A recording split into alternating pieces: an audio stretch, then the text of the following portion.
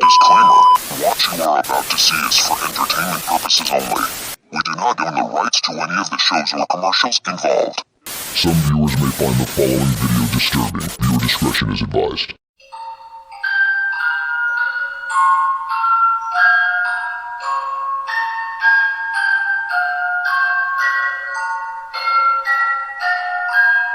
Goosebumps, that is. Yes, indeedy. A little terror tale chock full of holiday fear. I mean, cheer, of course.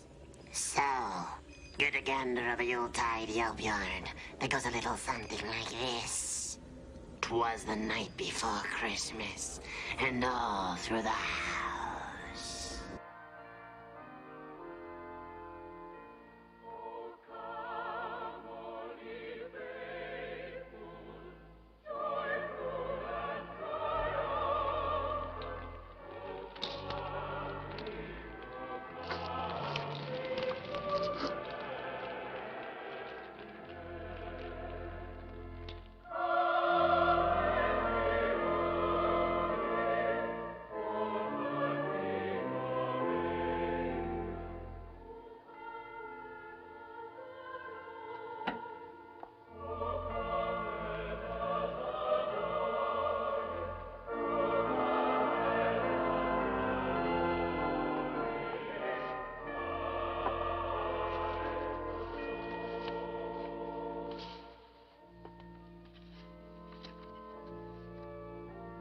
To Joanne, the best wife in the world. Love from Richard. And a big kiss.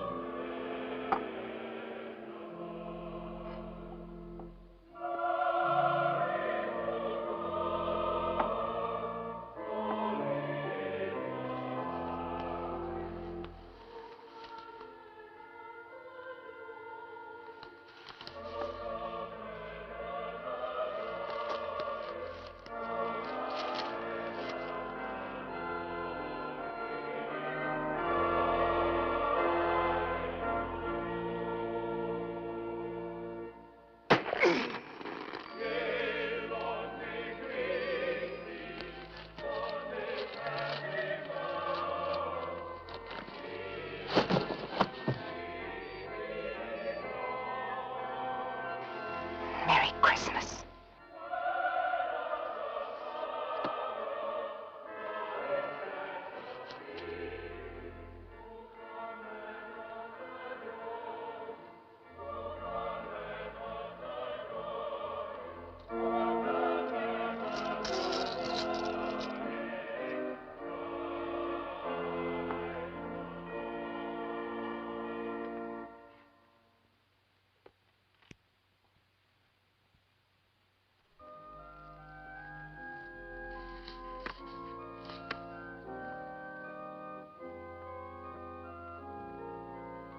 Mummy! Mummy! Just a minute, darling. Mummy will be right up.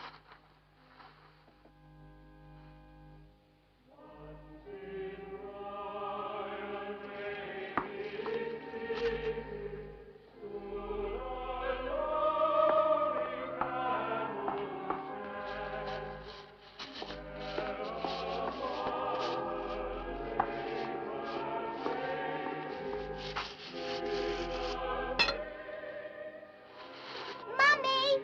I'm coming, Carol.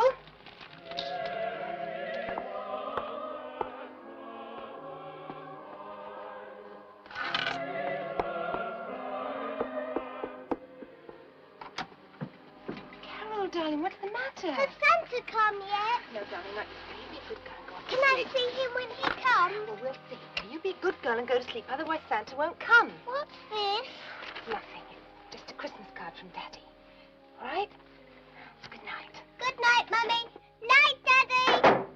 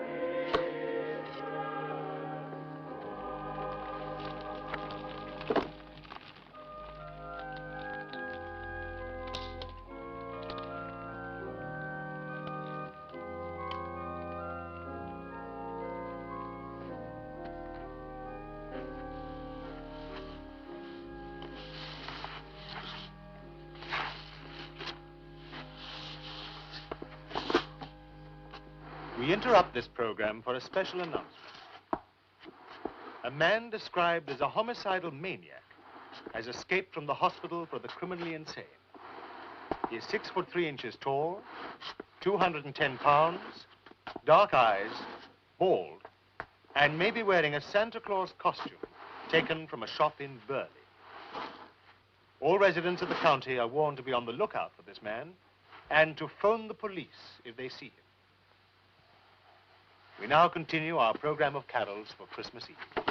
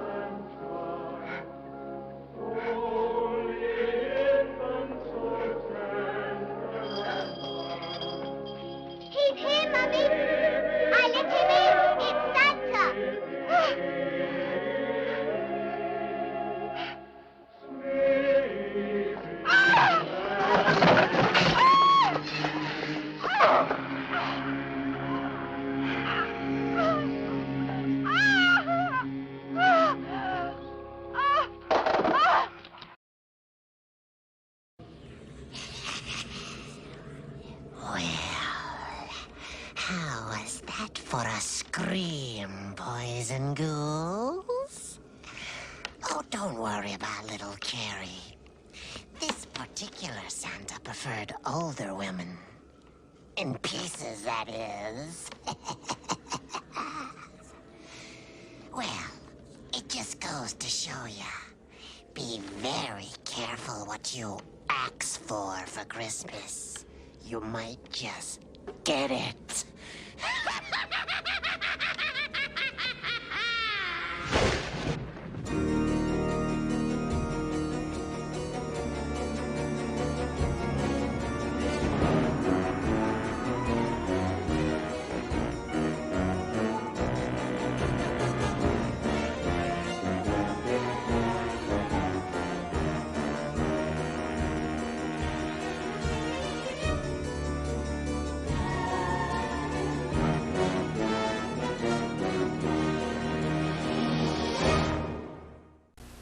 The house is so empty. The town is so still. The truth, never buried, has come back to kill. The cold wind shrieks. The full moon's pale. The time has come to tell the tale. Fred Astaire, Melvin Douglas, Douglas Fairbanks Jr., John Houseman. Ghost Story, based on Peter Straub's terrifying bestseller, Rated R. Now playing at a theater near you.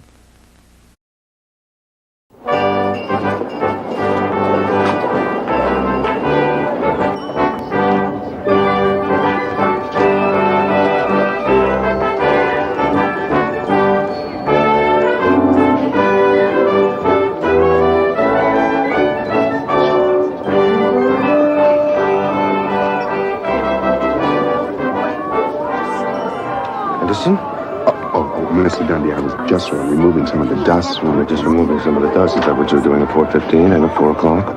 Well, sir, it doesn't matter what time that clock says. Our Santa's supposed to be back from his dinner break at 4 sharp. I'm sure Mr. Corwin just got tied up. More like time went on would be my guess. Merry Christmas.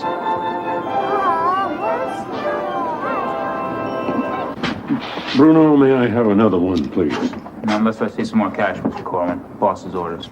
As you may have noticed, I am currently with a job, albeit a short-lived one, so although I don't have any cash with me at this moment... Cash only. That's the rule.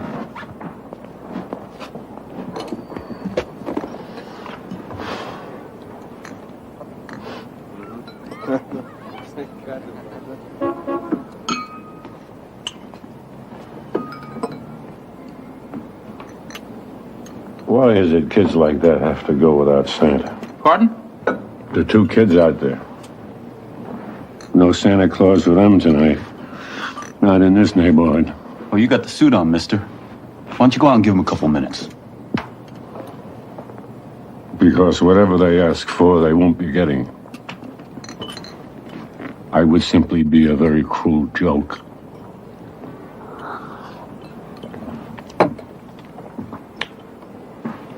Bruno, are you sure? Sorry.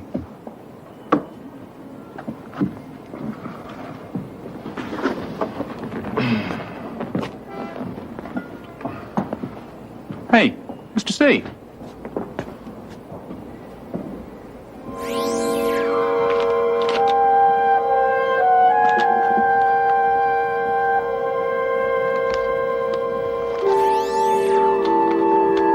Well, I guess I didn't give you my last dollar after all. You want I should set you up again? No, thank you, Bruno. I think I should get back to work.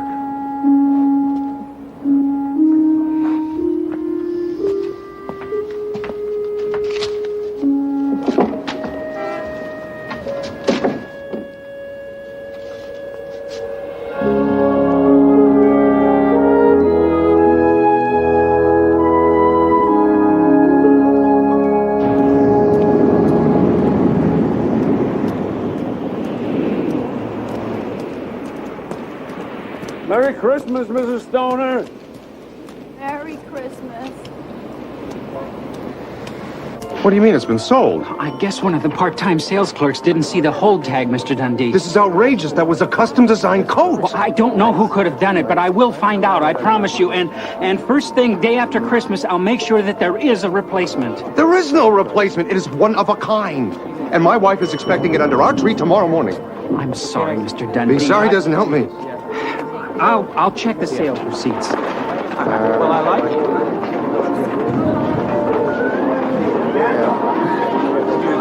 Look, I want you and whoever sold that coat to be in my office tomorrow morning at 9 o'clock. Mr. Dundee, tomorrow's Christmas.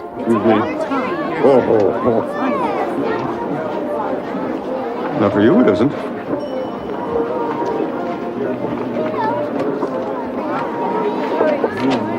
Mommy, I think something's wrong with Santa Claus. I think Santa's wasted.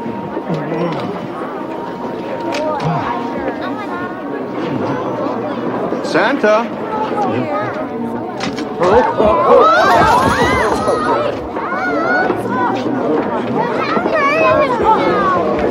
Is everybody all right? Everybody fine? No harm done? Okay, now how about some free ice cream downstairs, huh? Right now, okay. I am so sorry, Mr. Dundee. You've been drinking. Well, yes, during my break, I did stop to refresh myself. I want you out of my store, now.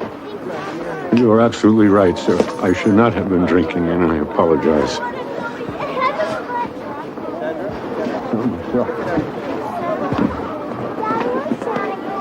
I hope you're satisfied disappointing all those little boys and girls. Oh, they're not going to be disappointed, Mr. Dundee. Not these kids. Tomorrow morning, they'll find everything they could possibly want under a big, beautiful Christmas tree. Doesn't really matter if they talk to a man in a red suit tonight or not. Kids who are going to be disappointed aren't in this store. They're out there. The kids in this neighborhood and neighborhoods like it all around the world. To them, tomorrow isn't Christmas. It's just another day to survive. Let's go. Merry Christmas, Mr. Dundee. Let's go.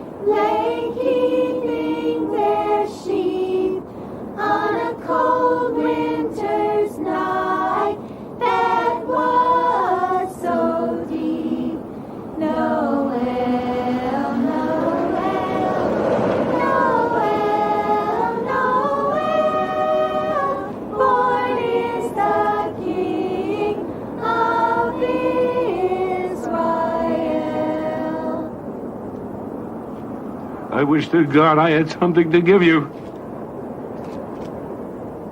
Say Merry Christmas, children. Merry Christmas! Merry Christmas. Come on, we're gonna go this way now. What are we gonna sing now?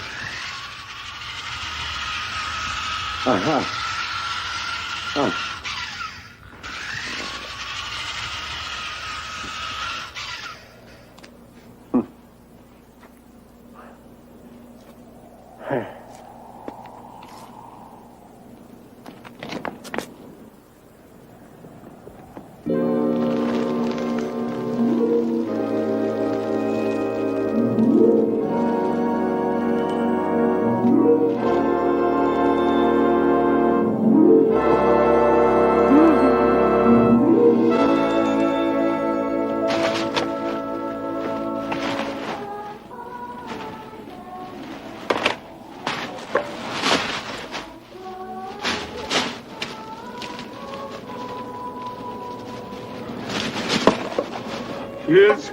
Kids! Kids! I have presents for you!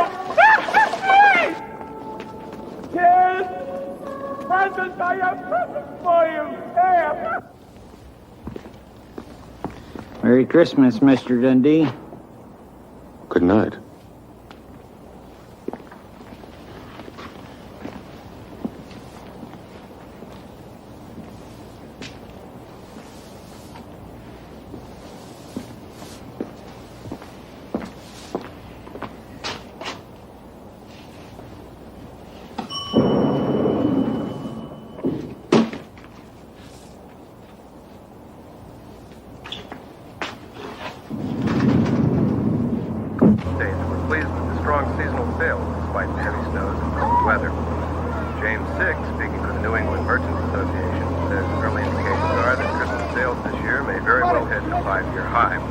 Particularly impressive were sales figures for preschool education.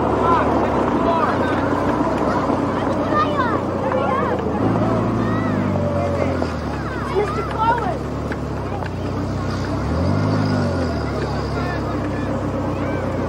I was especially pleased with parents' response to their Tim Ferritt and Friends line of Learn at Home toys.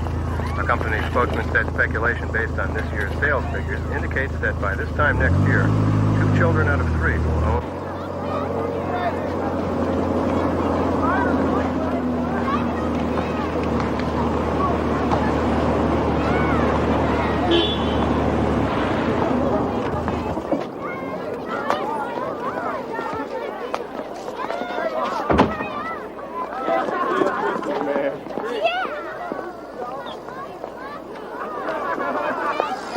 Merry Christmas, mister. We're ready down here. Is it okay, Tom? Let her rip. You got it. No.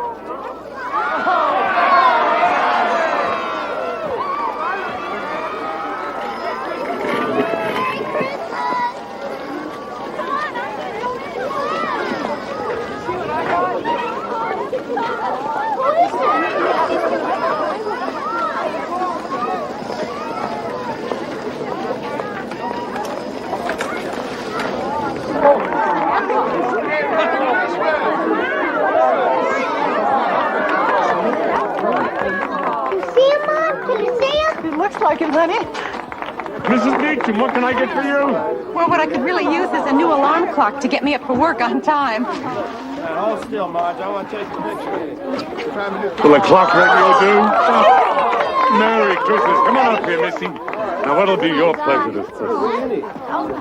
Well, what I'd really like is a new pair of glasses. Ones that make me look better than these make me look. Oh, baby, I don't know that he's going to have a pair of glasses for you. I mean... Try these.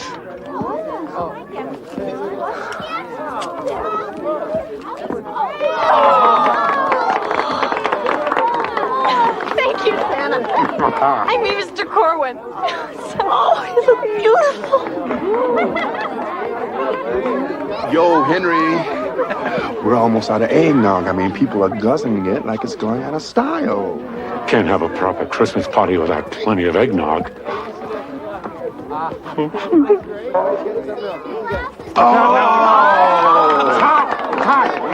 Thanks a lot, Henry. I mean, thanks, Santa. Oh, there. Wow, Santa, thanks! Whoa, wait. Don't forget your gloves. Left hand and everything. Thanks, Santa. Oh, Merry Christmas. Here, Mr. Dodson. Come on, get it. What'll it be for you? You got nothing for me in that funny bag. Oh, well, I guess then this beautiful pipe will just have to go to somebody else. You know, I saw a pipe like that when I was in the Navy. Must have been 40 years ago. Always regretted not having bought it. Well, sir, it is yours now. Merry Christmas, Mr. Dodson. Yes. Corwin. Mr. Dundee! What's going on here, Corwin? Christmas. What's going on here is Christmas. The best Christmas ever. Have some eggnog and stay a while. I don't want any eggnog. I want to know where you got all this merchandise you've been handing out. This is merchandise. These are presents. Christmas presents. Well, where did these Christmas presents come from? From this bag.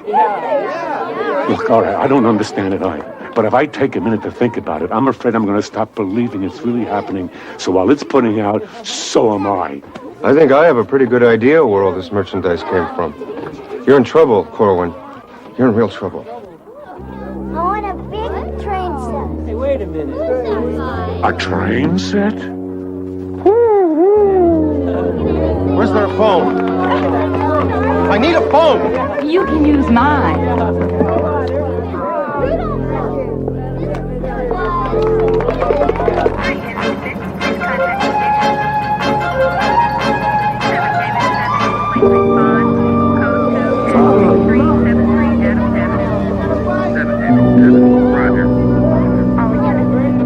This is an impressive bunch of presents, Mr. Corwin, especially in this neighborhood.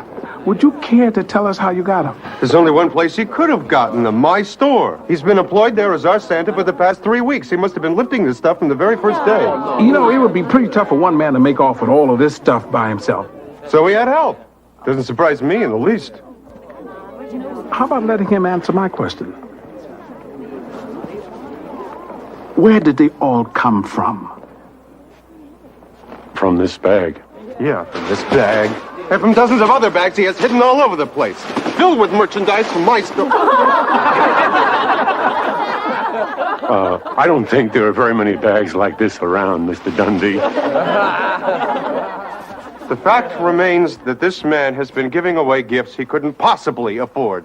He couldn't afford this, let alone all this other stuff. Do you have any proof that these things are yours to give? Oh, well, no, I'm sorry, no, I don't. Oh, under these circumstances, I'm afraid I'm going to have to collect all of these possessions in question and hold them and hold you until we can sort this thing out. This is going to take a hell of a lot of backup. Would you come with me, please?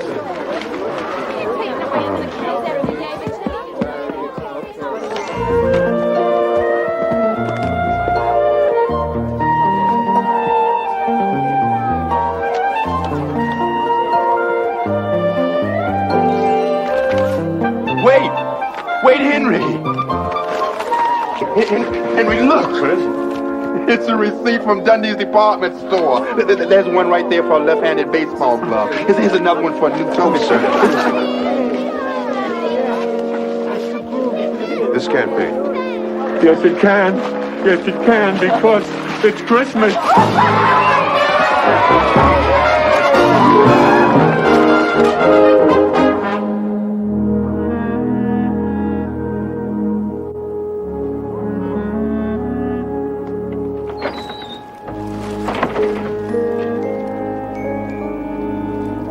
Mr. Dundee, shouldn't you be getting home?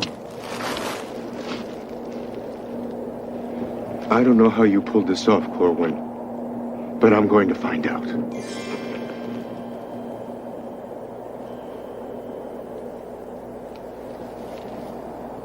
These gifts didn't come from your store. We both know that. Then where? Never question miracles. That's the coat. It's my wife's coat. It's something for you. Mickey Mantle. Roger Maris. Are these autographs real? I bet they are. These the 61 Yankees?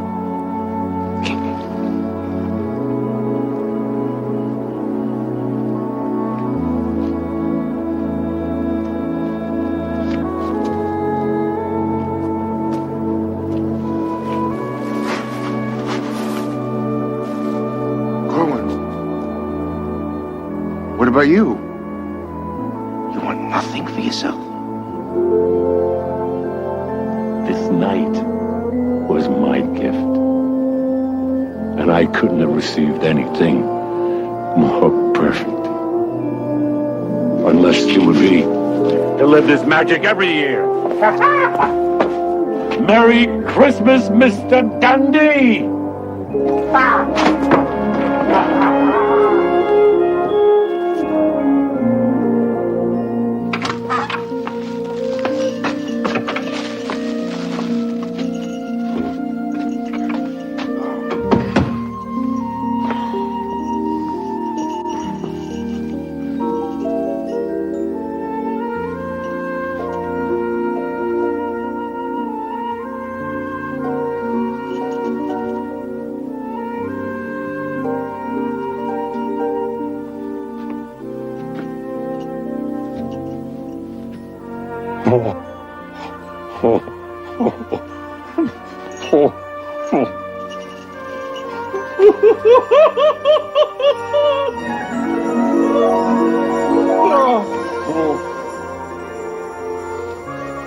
I always wondered about this. I mean, how it's...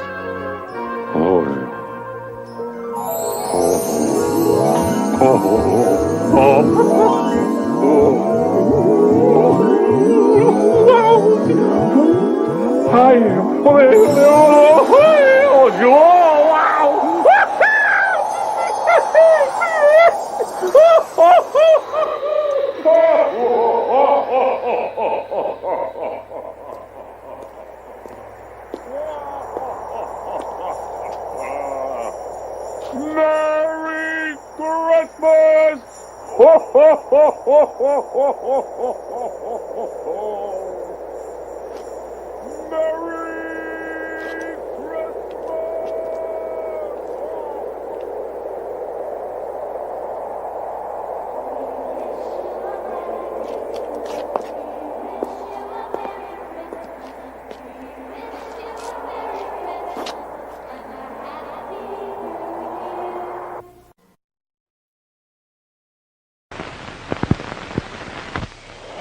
In the shadow of evil, in the echo of sin, in the icy stare of moonlight, our ghostly tale begins.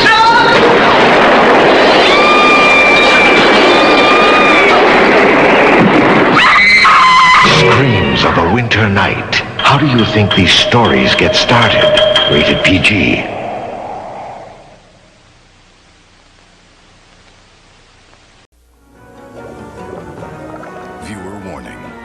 The following program contains material that may be too intense for some viewers.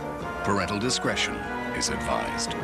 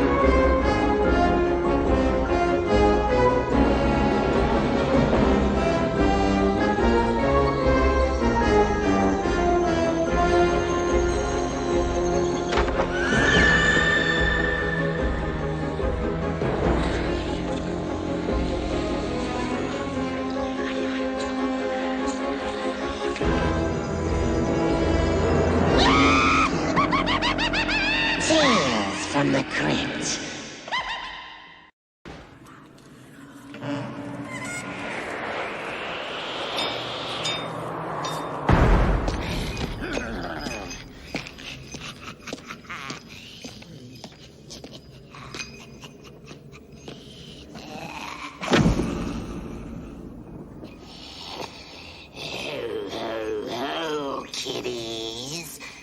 Just your old pal, the Crypt Keeper, having a little holiday fun. Why else would I be in this getup? Unless there was a clause in my contract. In fact, I've got some Christmas goose for you. Goosebumps, that is. Yes, indeedy. A little terror tale chock full of holiday fear. I mean, cheer, of course. So, get a gander of a Yuletide Yelp yarn that goes a little something like this. 'Twas the night before Christmas, and all through the house.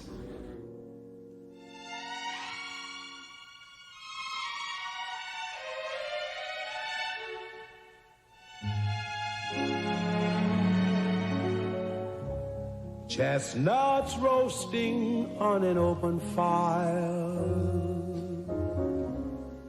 Jack Frost nipping at your nose,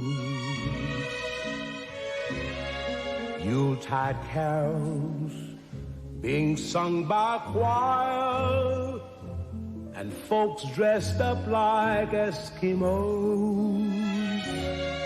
Everybody knows a turkey and some mistletoe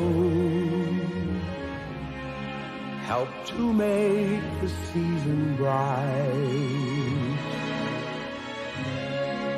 Tiny tots with their eyes all aglow will find it hard to sleep tonight. They know that Santa's on his way. He's loaded lots of toys and goodies on his sleigh. And every mother's child is gonna spy to see if reindeer really know how to fly. And so I'm offering this simple phrase to kids from 1 to 92. Although it's been said many times, many ways, Merry Christmas. God bless us, everyone. Right. Something needs to be done about that fire. Have you got the poker? Yes. Well, let me have it. What did you say? What are you, deaf? I said let me have it.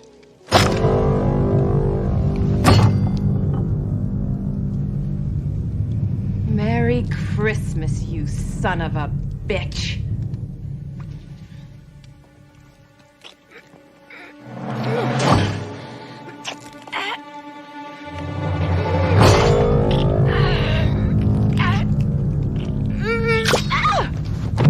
Mommy? Carrie, Mommy, where is he? Did he bring me stuff yet? you're supposed to be in bed, young lady. But he's here. I saw him. Who? Santa Claus. Oh, come on now. But I saw him. He was outside. Good night, Joseph. Oh, come on now. How come Joseph didn't say good night to me? He's asleep, sweetheart, like you're supposed to be. But when Santa comes, he'll wake Joseph up. Honey, I don't think even Santa could wake up your stepfather.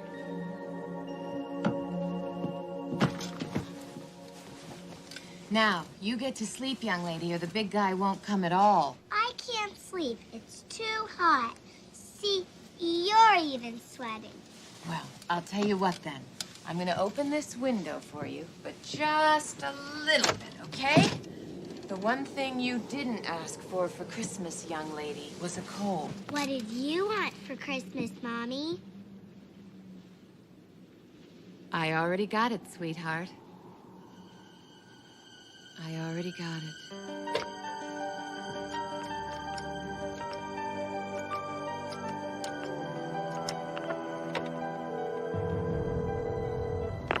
Hey, it's the big monster. I'm out partying. Leave your name, number, and measurements. Darling, it's Elizabeth. I know you told me not to call, but I just had to tell you. It's done. I did it. It's all ours. The money, everything. We're free. Merry Christmas, darling.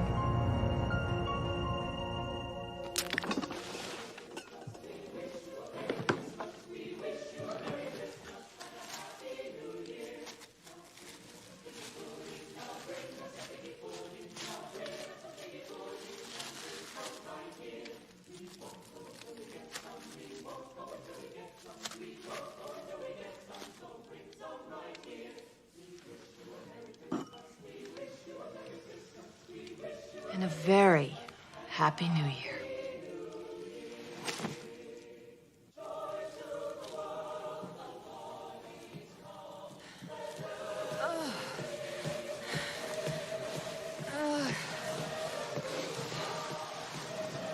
Jesus, Joseph. How many times have I asked you to lose some weight?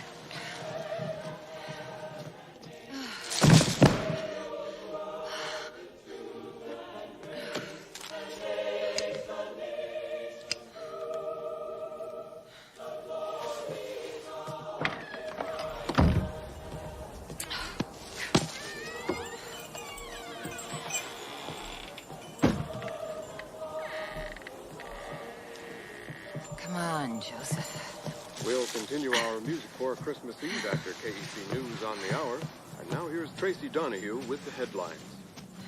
Police and sheriff's departments in the Gaines County area have issued an all-points bulletin this evening for a male Caucasian reported to have brutally murdered 4 women in the Pleasantville area. County authorities say that the man, a patient at the Pleasantville Institute for the Criminally Insane, escaped earlier this evening and should be considered extremely dangerous. Officials confirm that the suspect is a heavyset man in his late 40s and is reported to be wearing a Santa Claus suit stolen from the home of one of his victims. All citizens in the Pleasantville-Gaines area are advised to remain in their homes until further notice throughout this emergency alert situation. Few sit-ups. Trip to the gym once in a while. It wouldn't have killed you.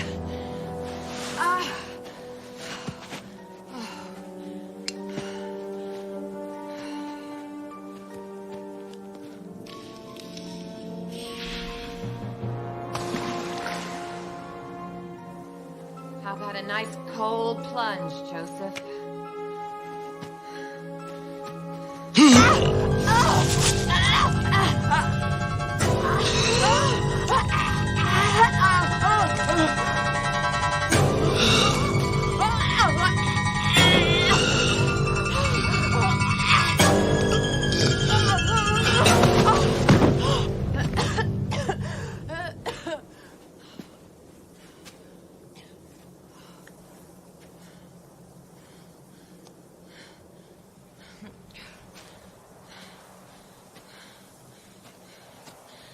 Now you're dead. Who's there?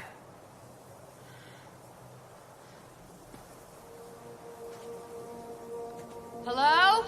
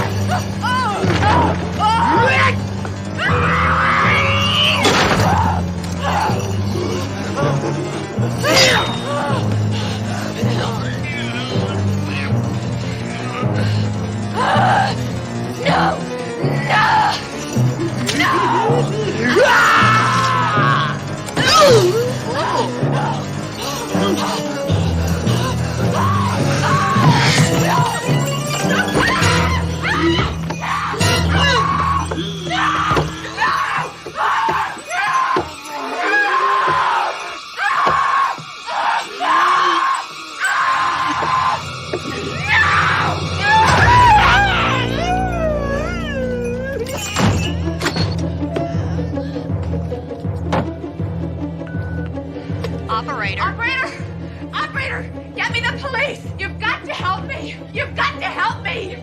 Give me your location, ma'am. My location? It's...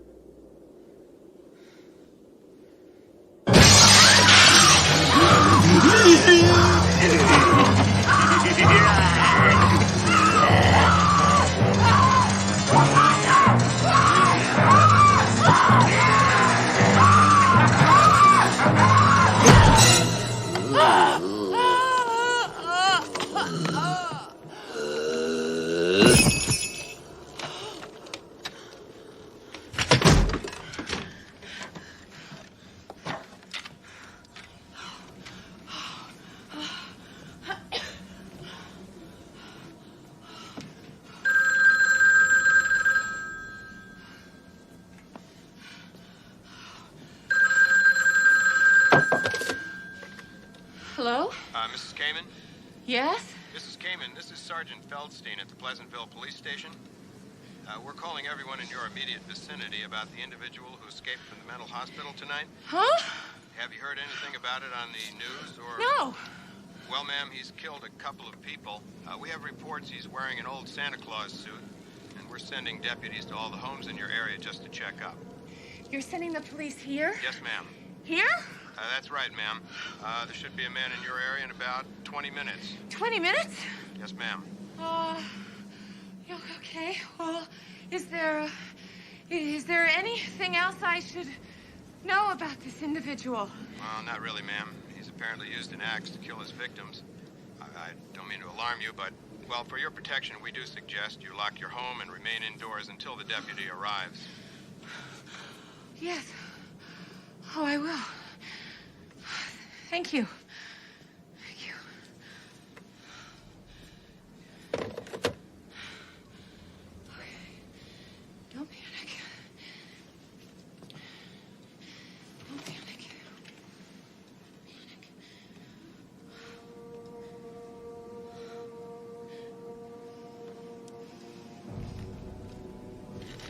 Oh, no, officer. I didn't kill him. Santa did it. Didn't you, Santa?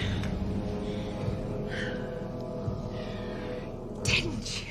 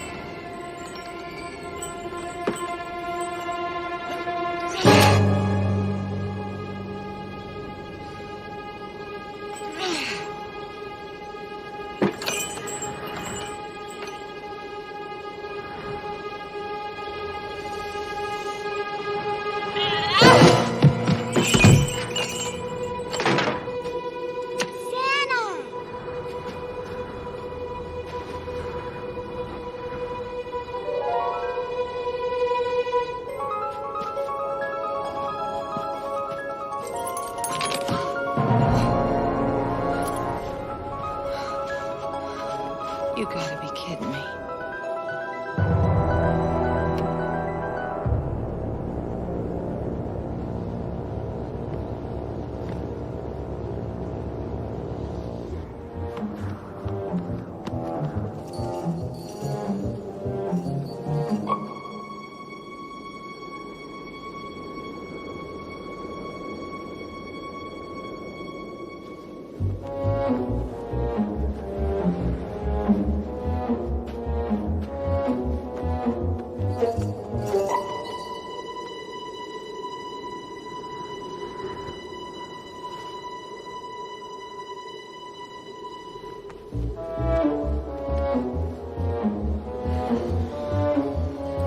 That's it, Joseph.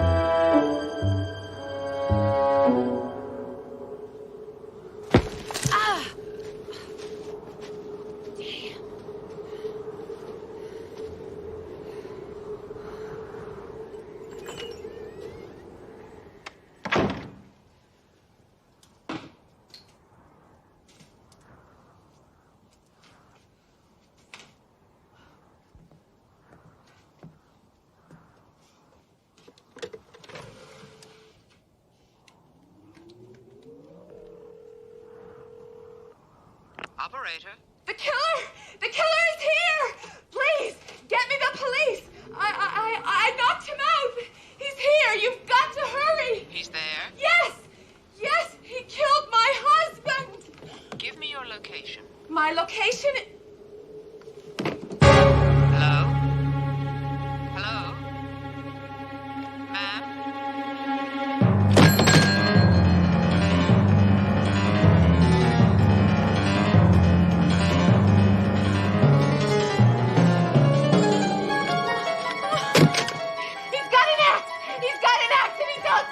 Oh, God, please hurry! Ma'am, please calm down. Tell me where you are. 12 Lori Lane! Please, you've got to help me! Hurry! Stay on the line. Do you have a weapon in the house? Anything you can protect yourself with? Oh, Joseph's gun!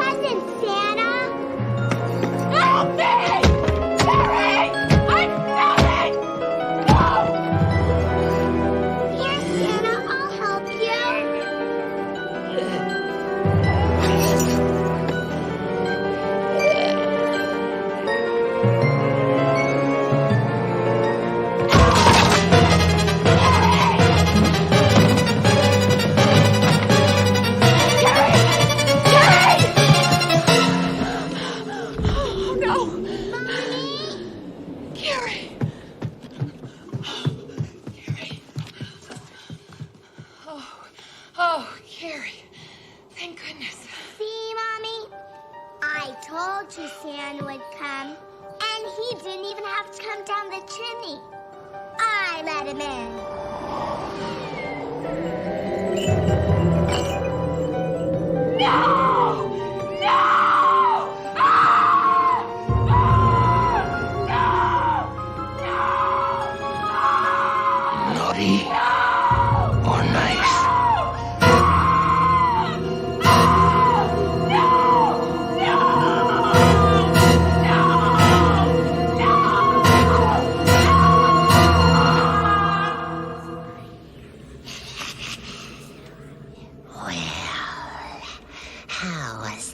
for a scream, boys and ghouls? Oh, don't worry about little Carrie. This particular Santa preferred older women. In pieces, that is. Well, it just goes to show ya. Be very careful what you ask for Christmas. You might just get it.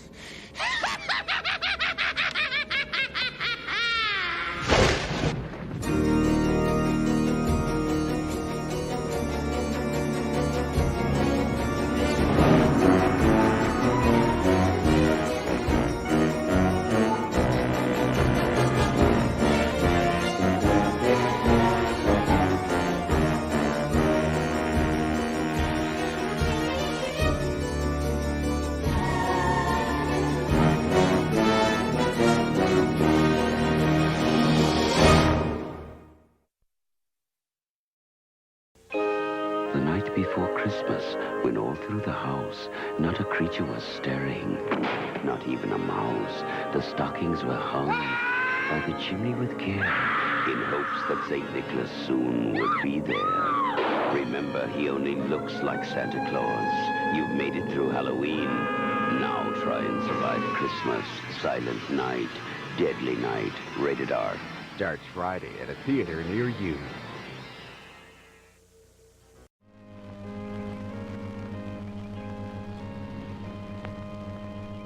One last time, I have to see this ground. It's beautiful now, as if nothing had happened here. Soon they will tear down the main house, and then nothing will be left. Nothing. Except what I remember. I grew up in the town nearby, where my father was the mayor, and where this house stood, waiting for me. It was built by Wilfred Butler. We had never seen him, and he never lived at home. Until the day before Christmas in 1950, he finally did come back. For the last time.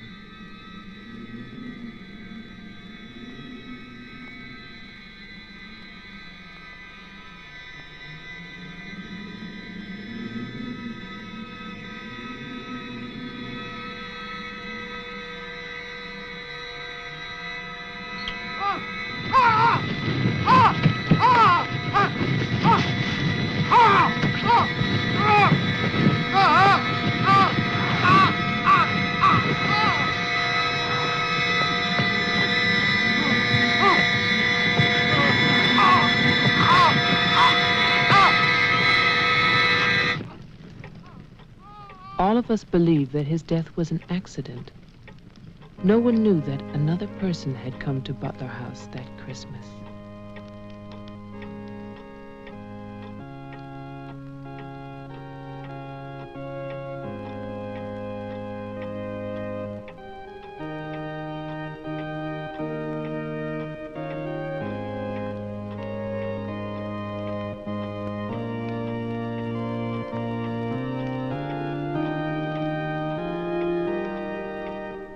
As Deputy Coroner of the County of Arlington, State of Massachusetts, I hereby find, upon evidence of an autopsy conducted by the medical examiner of this county, that the deceased, Wilfred Butler, died as a result of burns inflicted accidentally upon himself on his own premises during the afternoon of December 24th, 1950.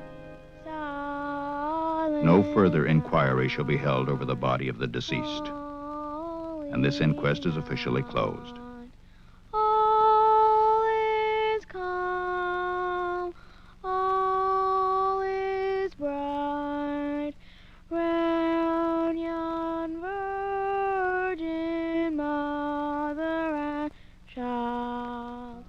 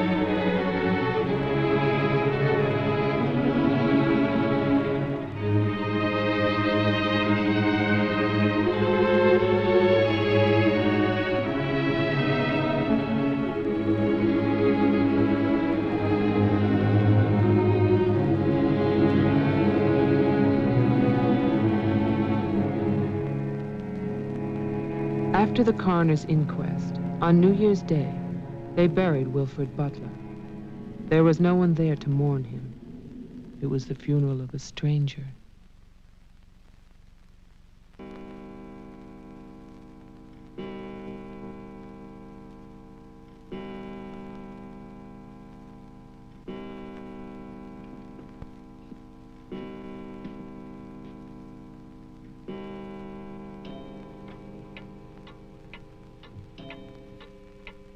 I, Wilfred Butler, being of sound mind and body,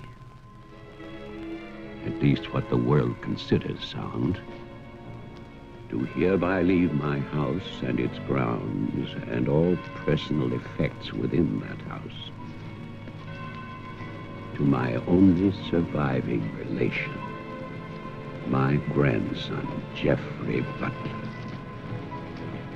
And I solemnly charge him with one duty. Let him leave the house as I left it, standing untouched to remind the world of its inhumanity and cruelty. For 20 years, that house lay empty, exactly as Wilfred left it. And then, last year, rumors began that it was finally being sold. The newspaper story traveled through the county to a state hospital for the criminally insane.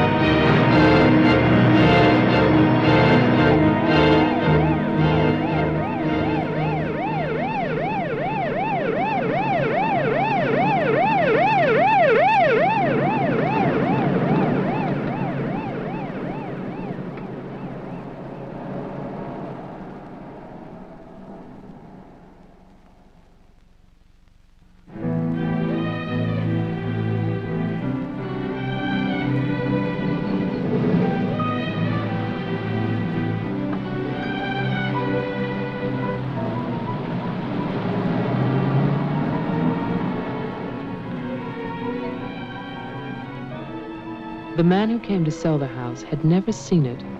He was a lawyer from the city, just doing a job and enjoying it.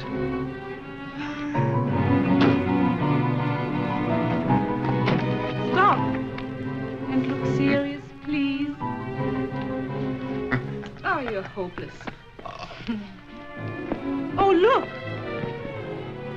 Hey, wait, where you going now? The mayor's gonna have a fit, kid. One more shot. Come on.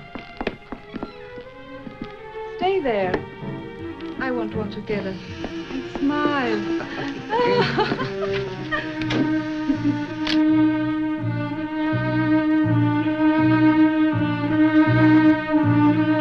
For all the news as it happens, stay tuned to WLIX, your voice of the Northeast.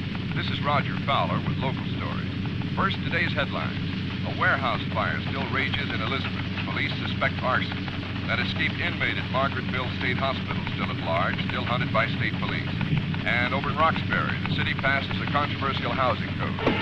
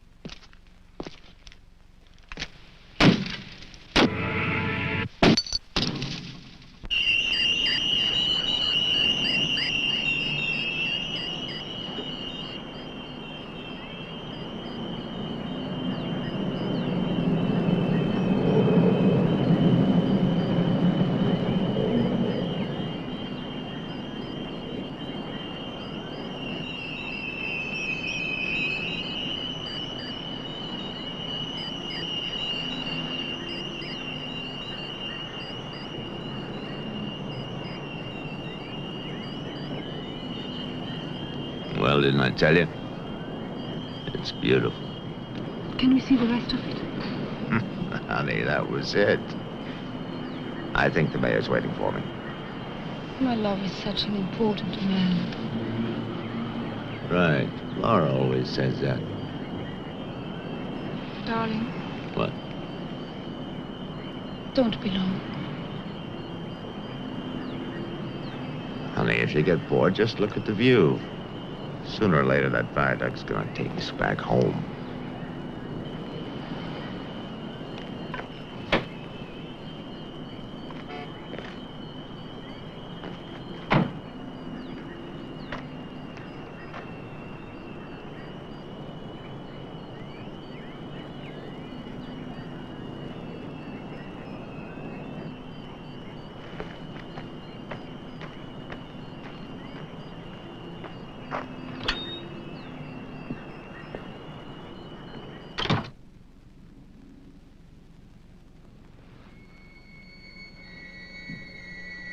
Mr. Carter.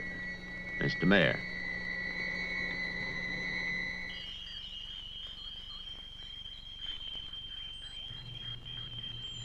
Let me introduce you. This is Charlie Toman, who publishes our weekly newspaper, The Patriot. Mr. Toman? And this is Tess Howard. How do you do? She operates our switchboard. Oh, really? We call her the communications director. And this is Bill Mason. Mason? Our sheriff.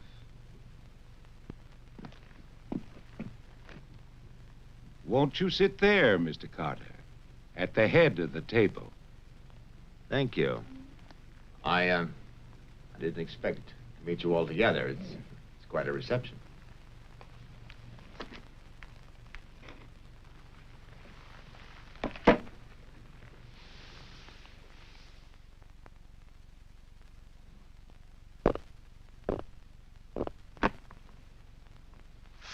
All right, let's begin. As you know, I've been retained by Jeffrey Butler. The matter concerns the house that he inherited from his grandfather, Wilfred Butler. Go on, Mr. Carter. I believe that you offered to buy the house for my client. Offered. We begged him. We wrote letters and That's we... enough, Tess. Well, it's true. Trouble. There's always trouble. I can sympathize. I spent the last 20 years and more driving people away from there. Prowlers, burglars, kids, they're the worst. Chasing for nothing because of that will. That dribble about humanity. No. Inhumanity. What the hell is that, huh? Yes, well, he was a bitter man. Hate? It must have been very hard. It must have been hate.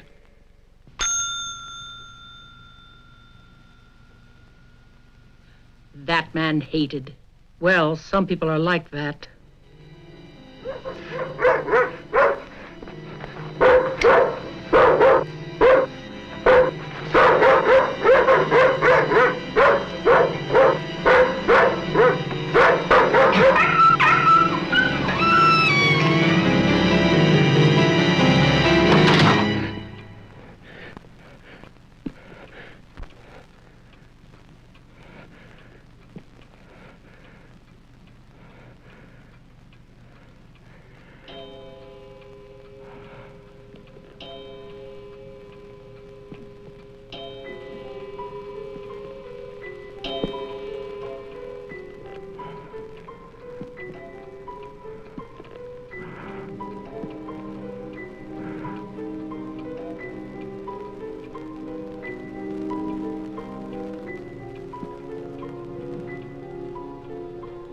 The question is, well, do you still want the house?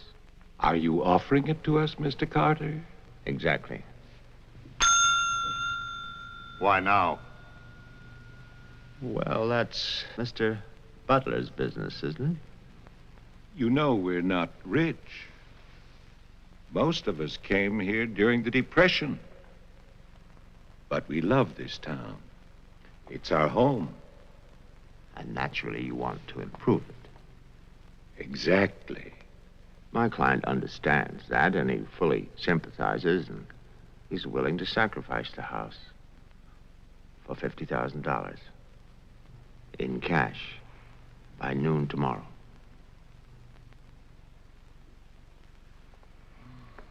That's an awful lot of cash. It's also an awfully good bargain. You could go to Wilton. You could go now to the bank. Am I clearly understood? All that cash. Perfect. I'll wait for your answer till tomorrow. You're spending the night here? Yes. May I ask where? At the Butler House. We could put you up at the motel as our guest. No, the house is fine. The Paradise Motel. That's very kind of you, but I'm meeting Mr. Butler about some personal items. You'll want a phone. I can reconnect the line. Don't trouble, please. No trouble. You'll need a phone. Don't want to be stuck out there. Well, you've convinced me. Thank you.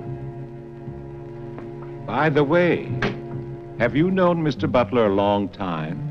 No, I've never met him. He called me and asked me if I'd handle this for him. I said yes. He had the key delivered to my office. Mr. Mayor, Sheriff, Mr. Tolman, Miss Howard, see you all tomorrow. In fact, I'm looking forward to it.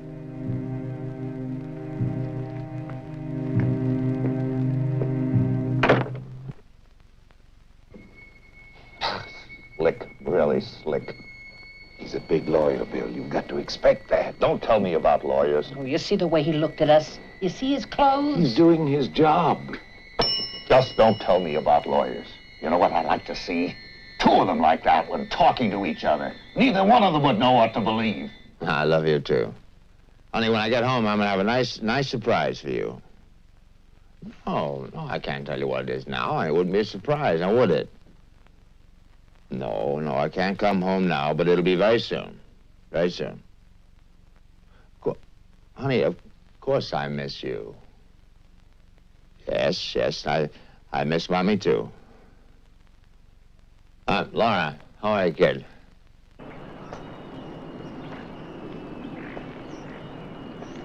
So I'll call tomorrow. No, I want to call. I want to talk to Jenny. Yeah, well, as a matter of fact, I'm having a fine time. Well, same to you, darling. What do you mean, hostile?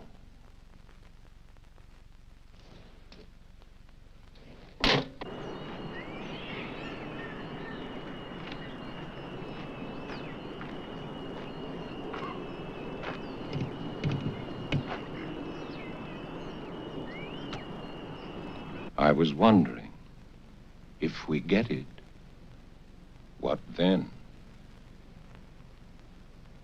Tear it down. Okay. I'd better get going. Do me a favor, Tess. Call Diane, tell her I'm going to Wilton, and I'll be back late.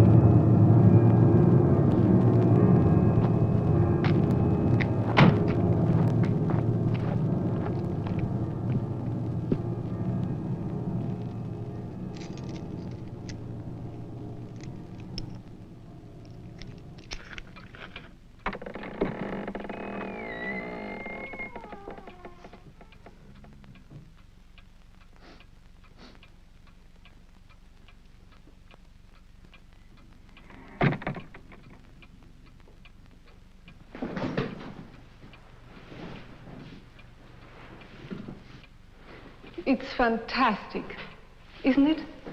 Yeah. Yeah, Butler wasn't kidding. Nobody's lived here for years. That would be such a waste.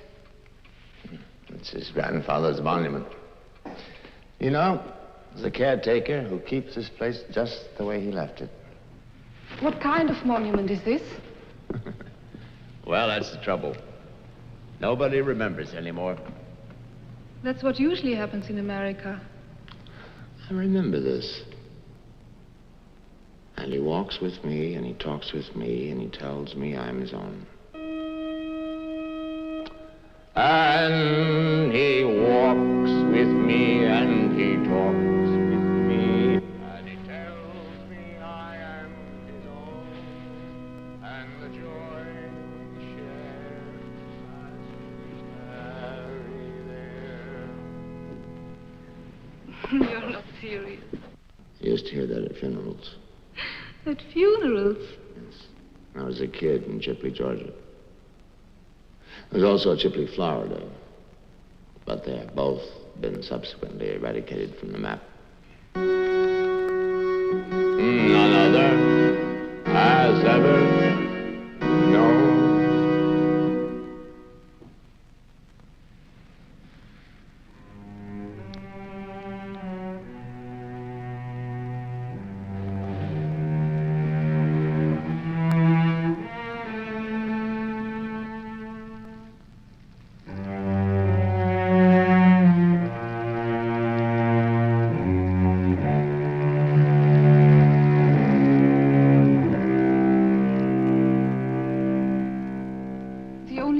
Was a delicatessen, so I brought you pastrami, salami, potato salad, macaroni, everything you like.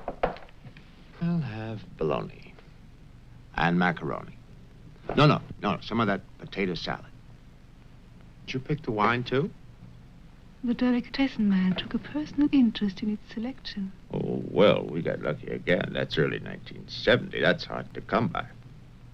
Can I have some, too? Of course you may.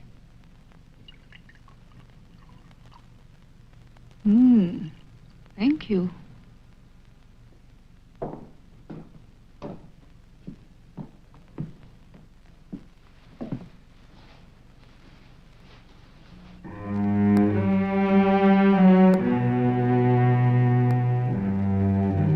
It must have been wonderful. What? The people who lived here. They must have had a wonderful life. Well, I hope they did. Wilfred Butler must have believed in something. Look at that stone fireplace, parquet floor, the mahogany, this table. And you probably think this place is made of wood, right? Well... Wrong. You know what his grandson told me? Underneath that wood, there's 2 feet of stone. The foundation is 8 bricks wide. Now, someday they're going to come in here and they're going to tear this place down and they're going to build little tract houses all over this property on quarter-acre and half-acre lots. And that bulldozer's going to come up that hill toward this house. And it's going to get the surprise of its life. They built a kingdom out here. Only nobody's left. No? Butler has a grandson. No. He's probably like the rest of us. Wants money. You know, he's asking $50,000 cash for this place, and if he only wait, he can get at least $250,000. But he won't take his time. So he'll get screwed.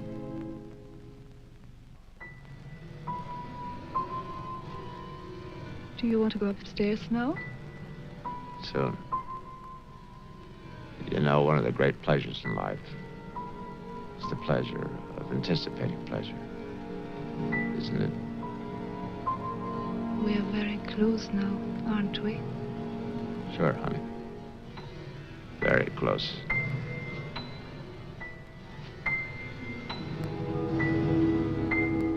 I don't see any beds yet. Well, keep looking, honey. Butler said the place was furnished.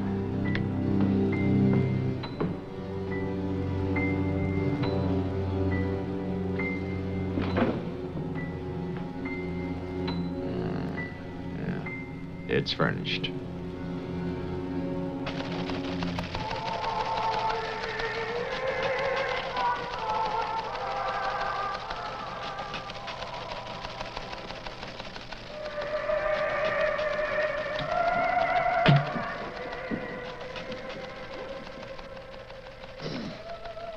Anything doing? No, sir. But look at this. More football, huh? Look how they smeared that quarterback. Look at his arm. Got no time now. Go test. How about that telephone up at the Butler house? Is it working? Well, try it now. I'll wait.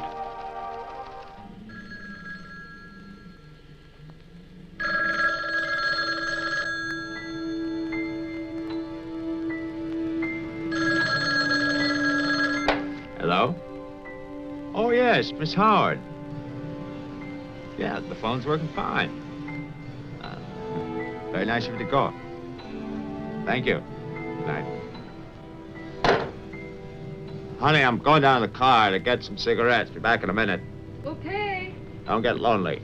No, no.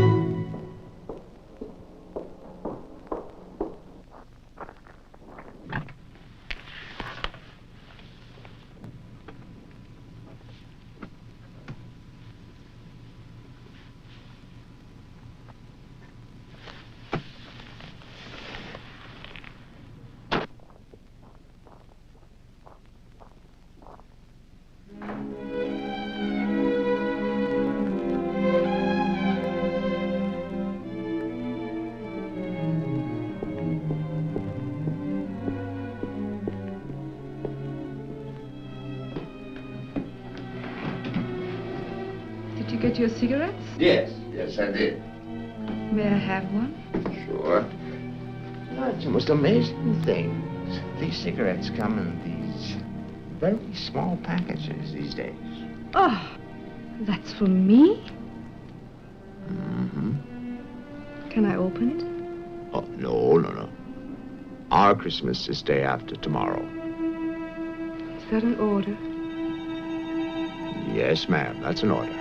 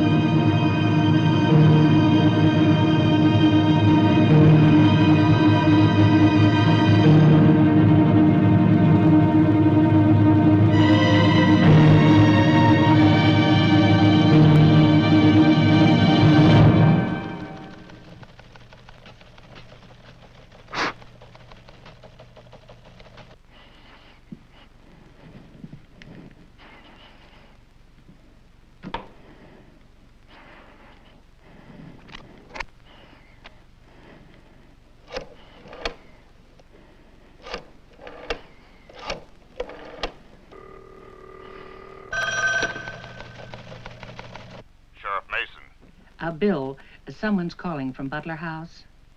Okay, put him on. Go ahead now. Mr. Carter? I'm not Carter. Who is this? The honor. Butler. I'm worried, Sheriff. Carter's not here. Speak up, I can't hear you. Can you come here? What is it? What's wrong?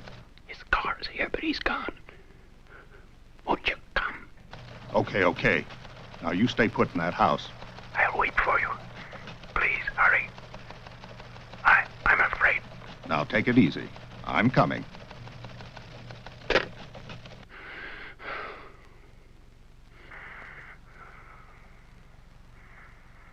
Mr. Butler, are you done? I've come back. What's that? I want to see you again. Hello? Who is this? You know me, Tess. It's Mary Ann. Tell the mayor. Tell them all. I'm waiting in my father's house. Tess. It's so lonesome here. Don't be long. Hello? Hello? Hello?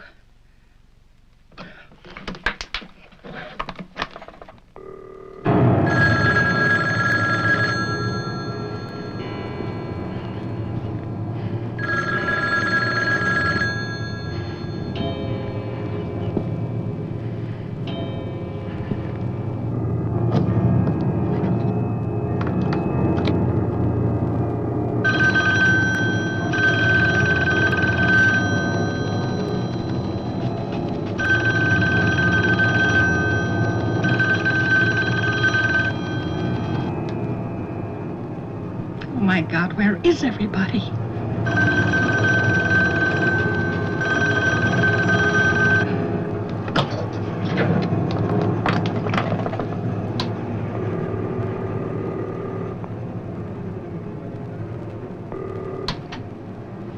Hello? Oh, Maggie, thank goodness. What is it, Tess? Something's come up. Something urgent. Can you start early? Oh, honey, I'm watching TV. Maggie Daly, you get yourself over here. What is it? Just get moving, Maggie.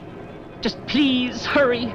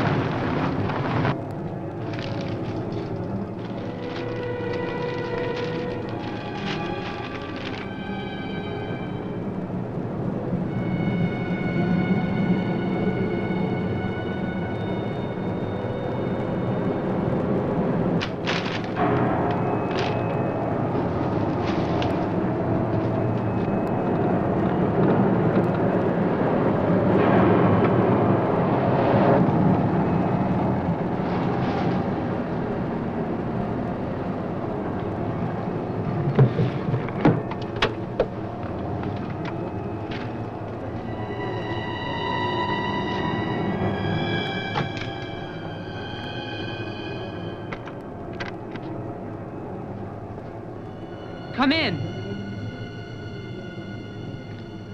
It's open. Okay, mister, that's far enough. What do you want here? Mayor, Try again. My father's not home. And don't move.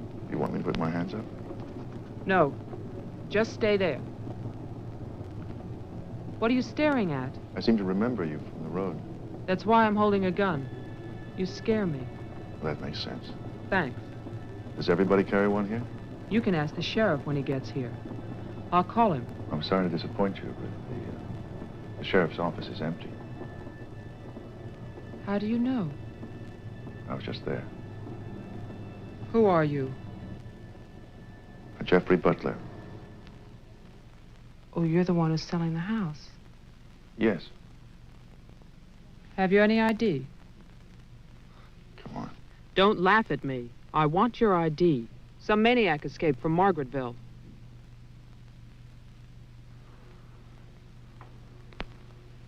Okay.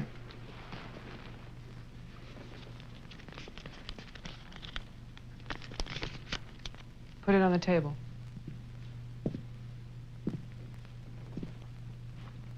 Now go back.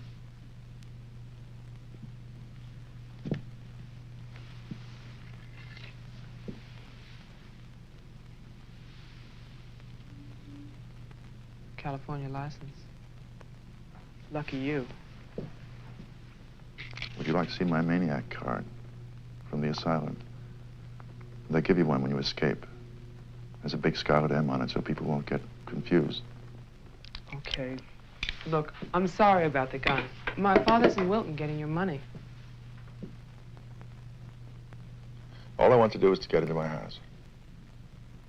The sheriff's deputy might have a key. He's about the only one I know of. Well, where's he?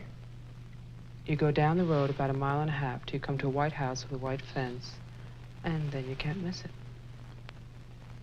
Thanks. That's okay. Merry Christmas. Same to you.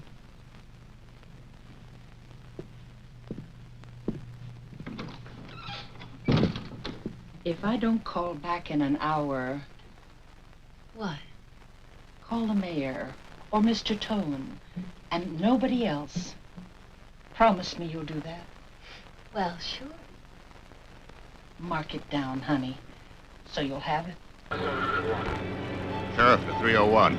I'm heading west on Route 5 to Butler House. You'll hear from me.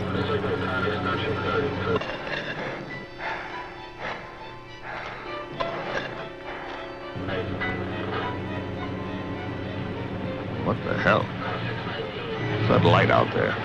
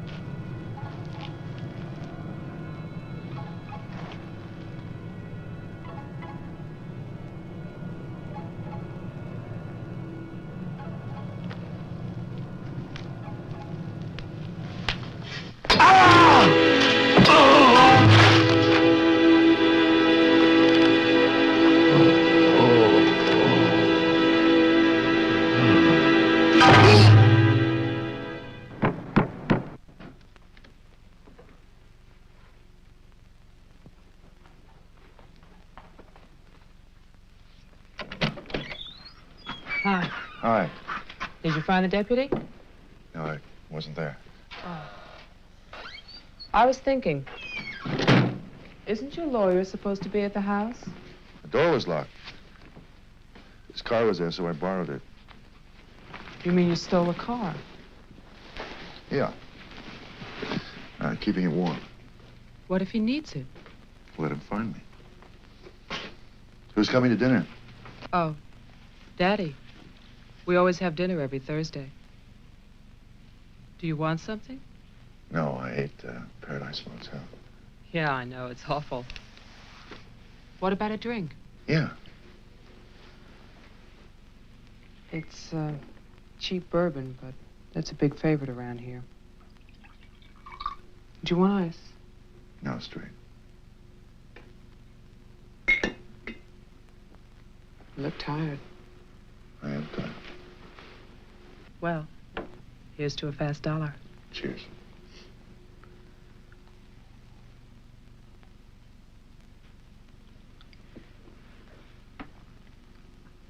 Why did you decide to sell the house? Needed the cash. After all these years? I need it now. Huh. What's it like on the inside?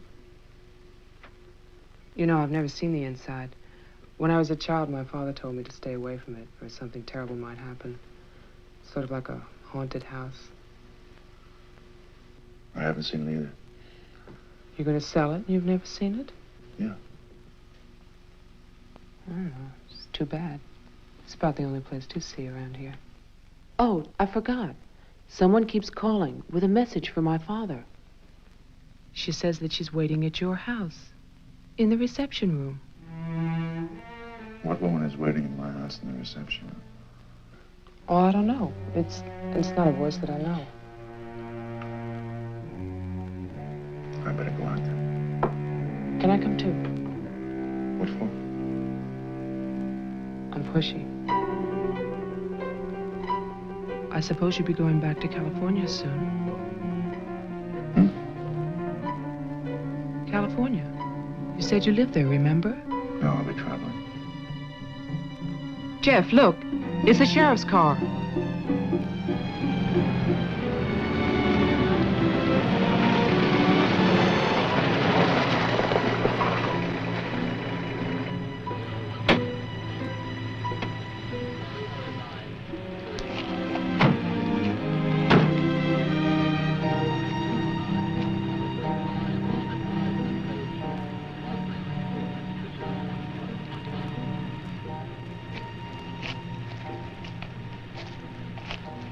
There's a light.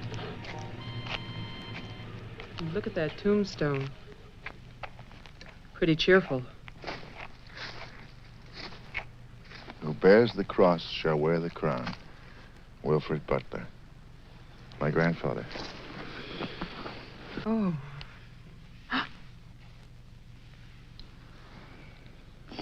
Someone left their sunglasses in the snow. They're the sheriff's. My lawyer's missing. So is the sheriff. You get strange phone calls. And now someone's fascinated by my grandfather's grave. Let's get out of here. You still want to go to my house? Yes. But I don't want to go alone. Listen. I'm not nervous. Well, of course you're not. Oh, it's the cold. I'm shaking from it. Let's get out of here. Okay. We'll get help in town. It's 10 minutes' drive.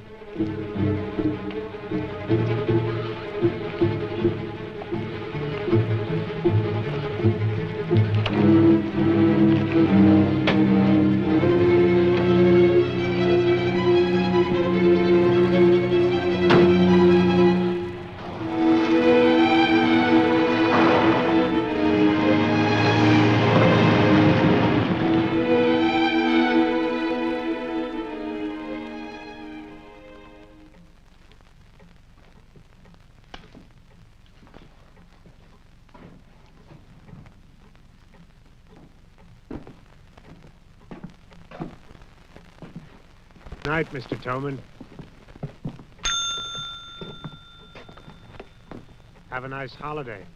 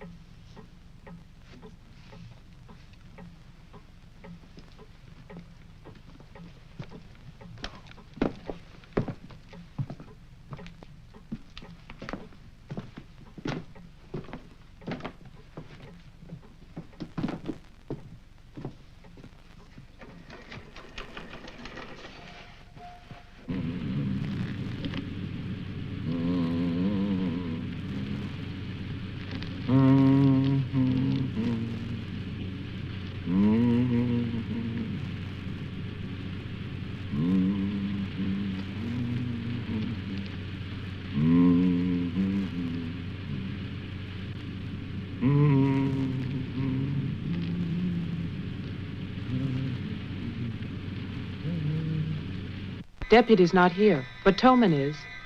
Who's Tolman? Come on, you'll see.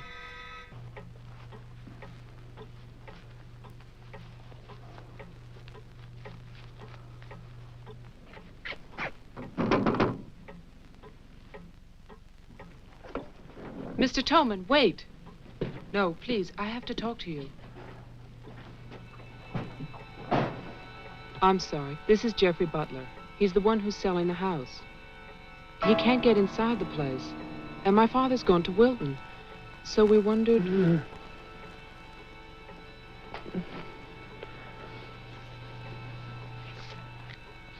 Anything wrong? He'll tell us. Tess has gone to his house. Why would she go there? I don't know. Anyway, she won't get in. You say it's locked. He says she hates the place. Would you like to drive there? Diana could stay here, lock herself in. I need a key.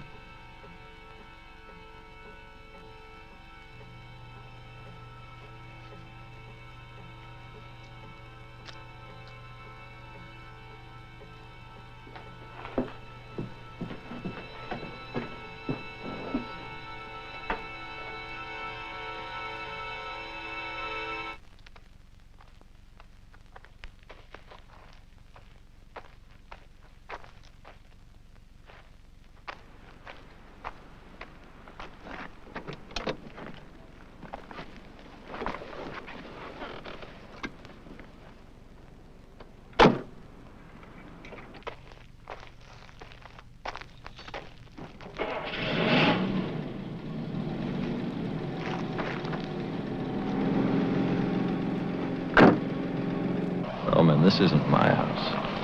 It's Tess's.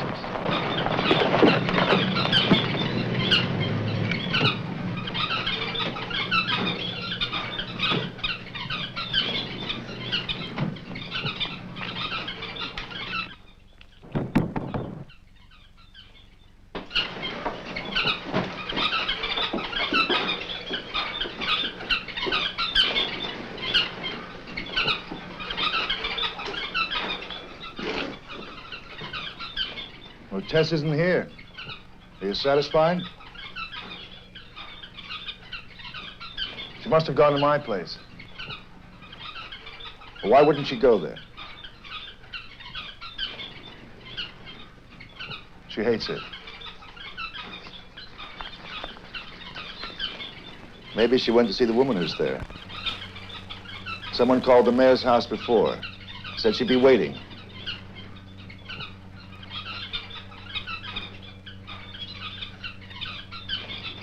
What is it?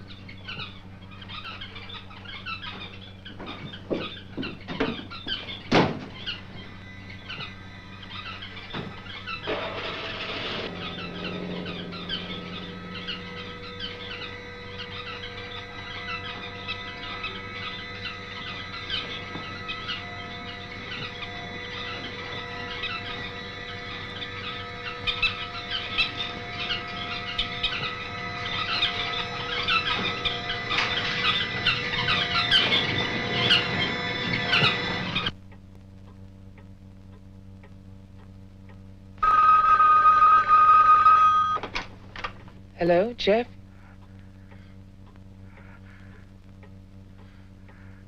Hello? Is anybody there? Who is this? I'm Diane Adams. I spoke to you before. Bring your father to the house. This is Marianne. Tell him I have the diary. I'm waiting. Who are you? He'll know. Christmas Eve, 1935. Hello? Hello?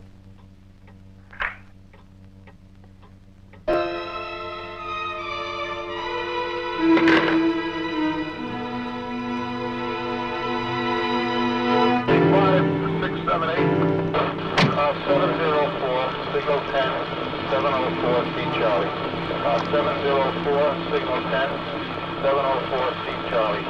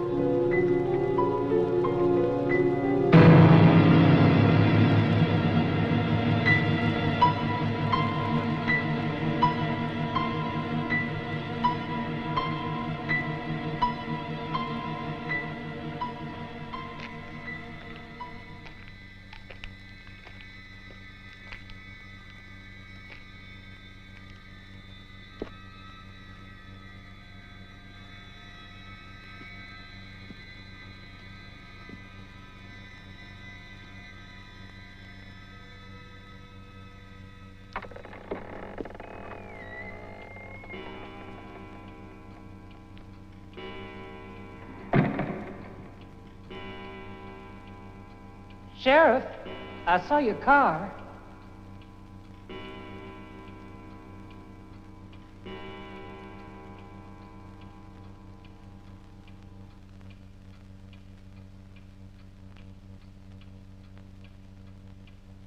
Bill? Is that you?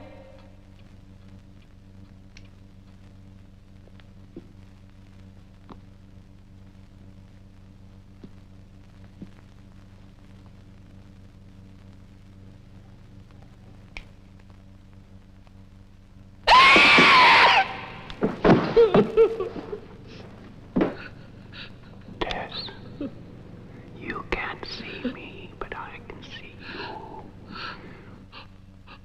you. Oh, yes, I remember that face. You're older now, and fatter, but still Tess. And you're frightened, aren't you? Don't be afraid. I want to help you. Take my hand. Take it, Tess.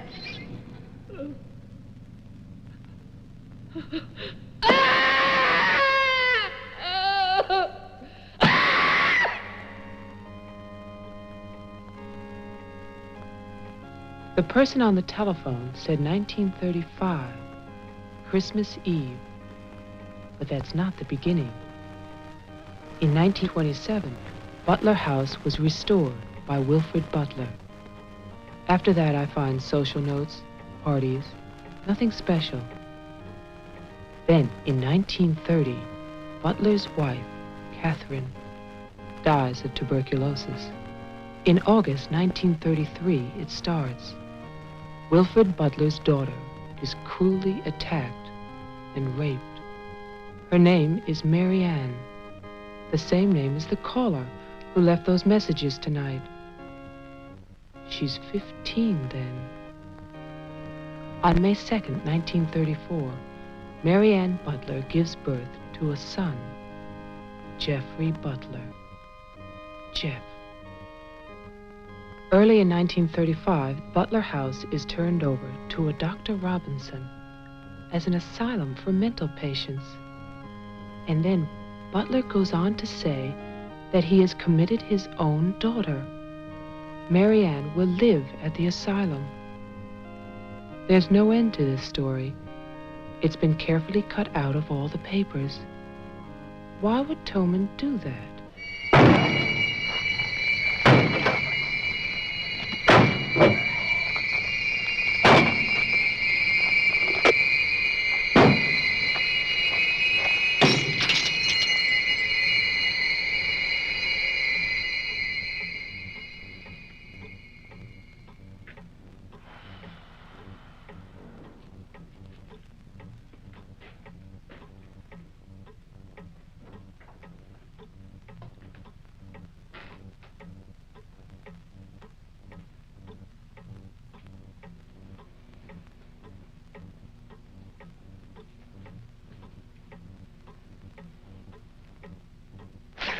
you scared me.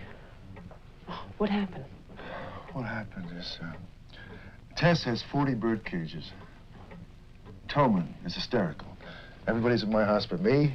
It's cold outside, and you forgot to lock the door. Jeff, how old are you? How old am I? You mean, how many years have I lived? No. There's a lot in the paper about your family.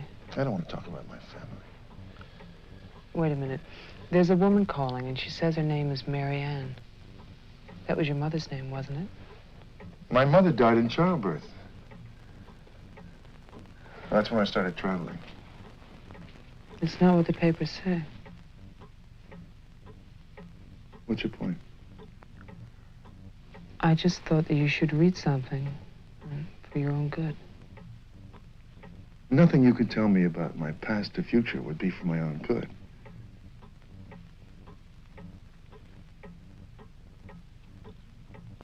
Where is the paper?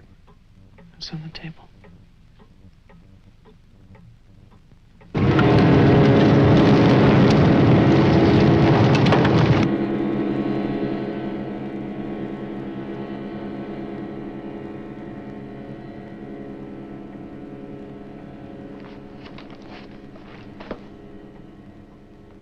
It's so stupid to lie. I missed the whole event. Jeff, maybe your mother's still alive. Maybe she's waiting for you at the house. I don't know.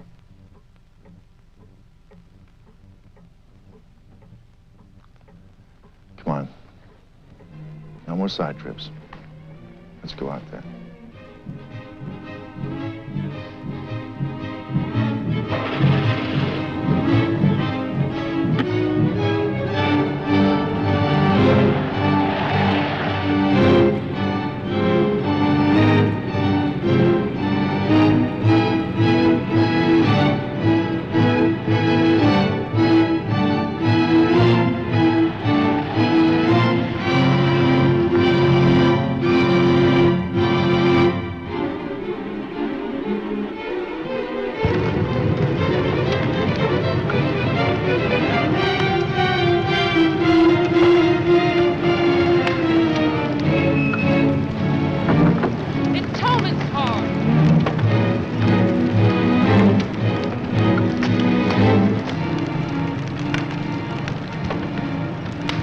It's empty.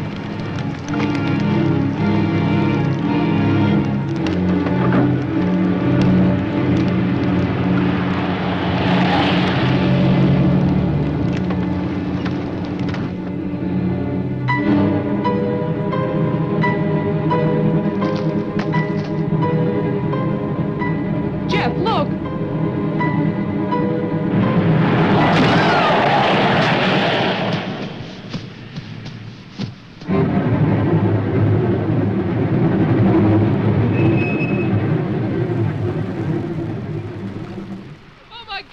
Stay back! It's Toman! Stay back!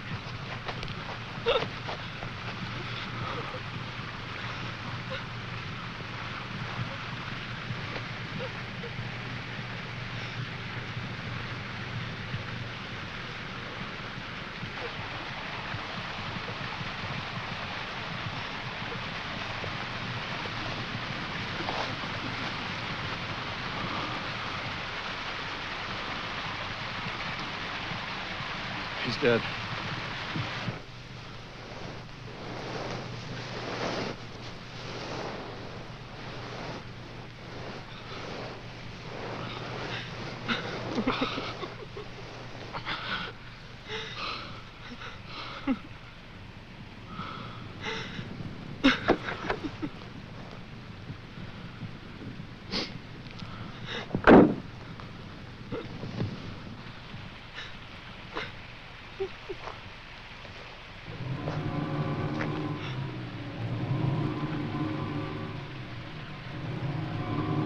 His hands. Somebody cut off his hands. You killed him. You killed Toman. He's asking for help. You killed him. Get in the car.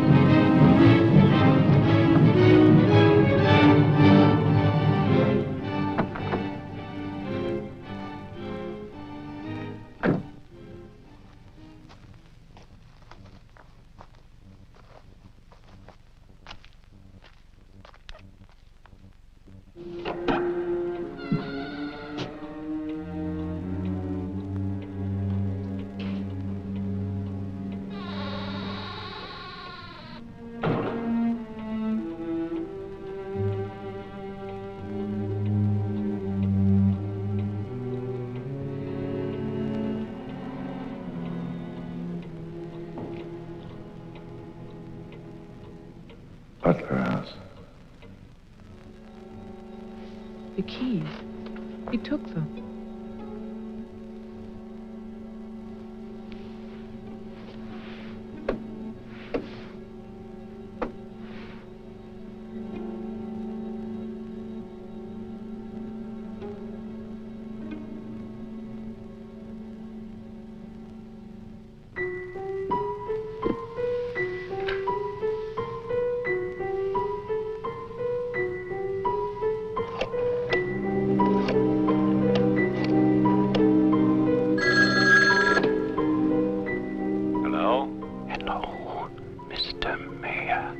Yes, what? This is Marianne Butler. I'm calling from my house. Won't you come over here, Mr. Mayor? We're having a reunion. Everyone's here, even your daughter.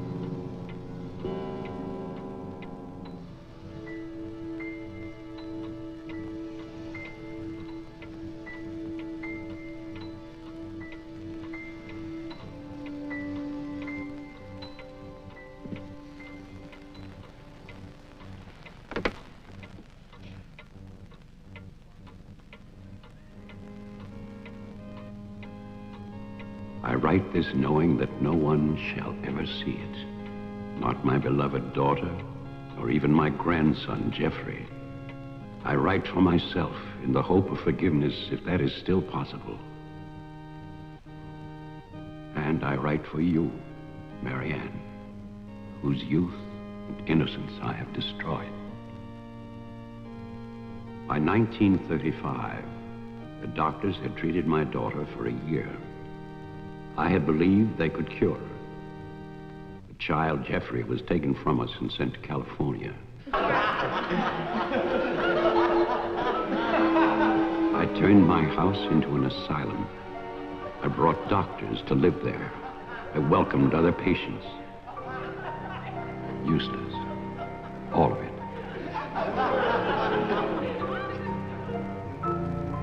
I remembered what she had been. There was never a lovelier, happier child.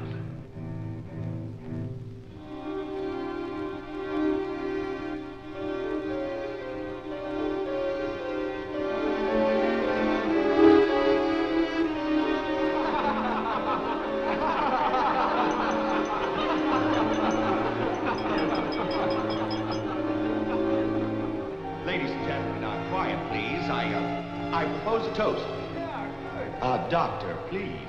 By Christmas of the first year, I knew that I must act, not for myself, but for my helpless child. Led him to create this institution. Our friend... I had no plan. All I knew was that I must take her from these men with their promises, their lies. Shall we?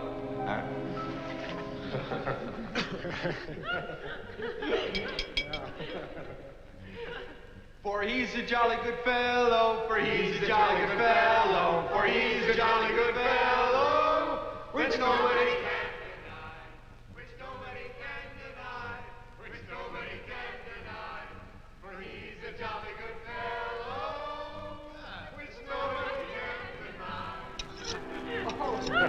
I knew that they would gorge themselves into a stupor that afternoon. It was their celebration. I expected no less. Since they had come into my house, they had acted as if they owned it. They had behaved like poor relations, half guilty, but finally unable to control their appetites.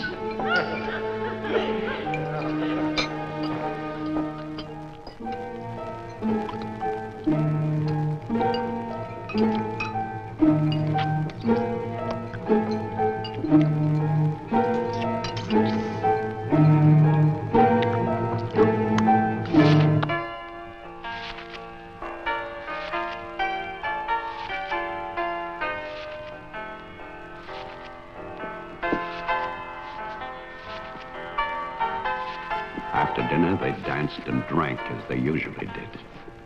All the time, Robinson would smile and reassure me. They expected me to believe, because I had no choice. Wilfred, trust me.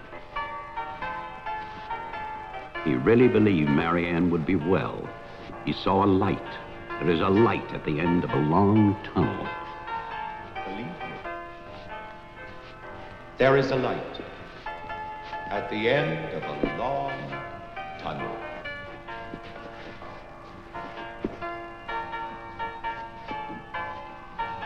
Stay here, Doctor.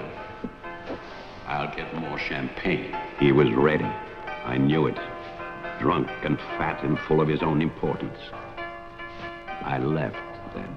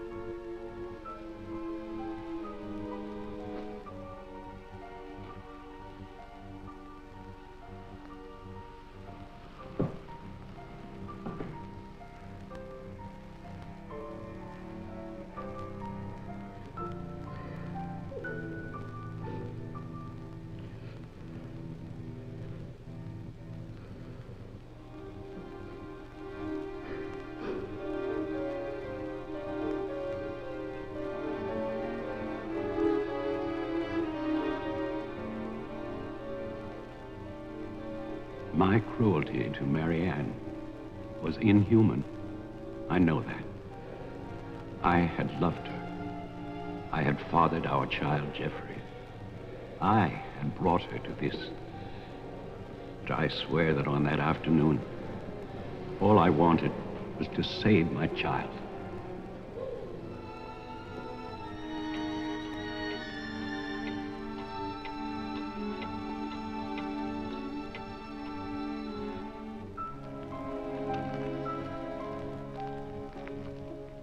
My hope was to get her away from that house. But also, I wanted to set free those other wretches who had so long been abused by the doctors.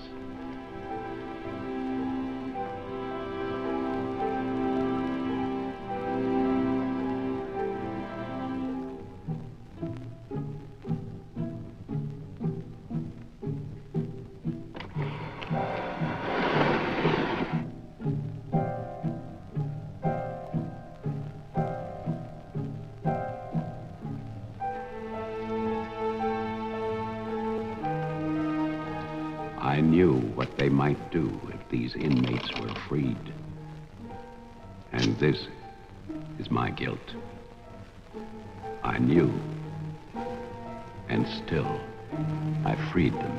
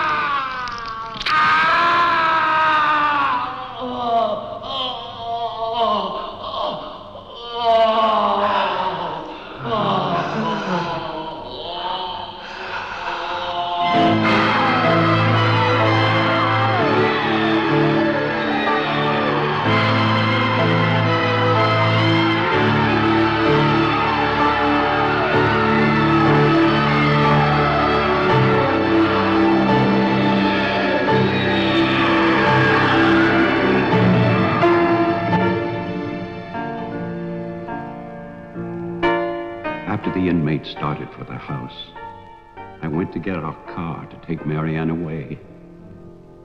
I do not know exactly when she slipped away from me.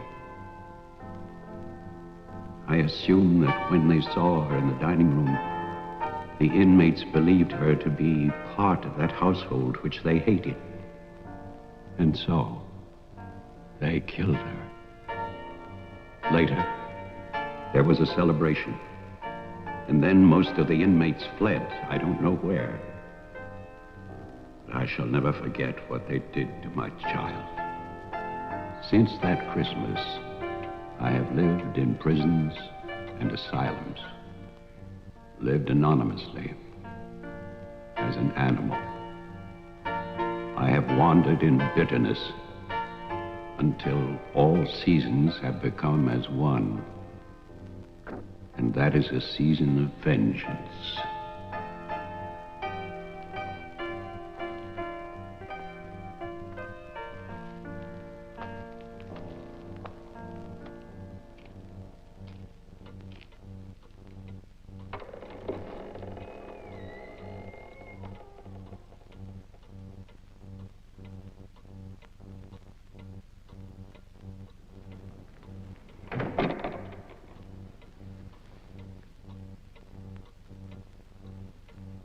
Jeff.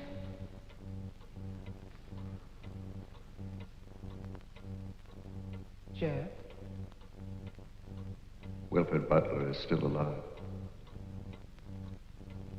This is still his house.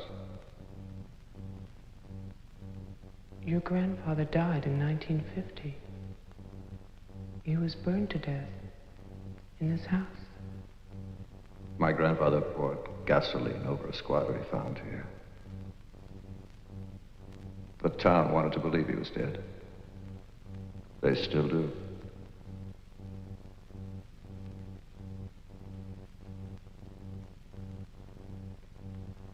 This house was an asylum. There was a massacre by the inmates. Tess, Tolman, the sheriff. Your father. No. All inmates. They killed my mother in this room.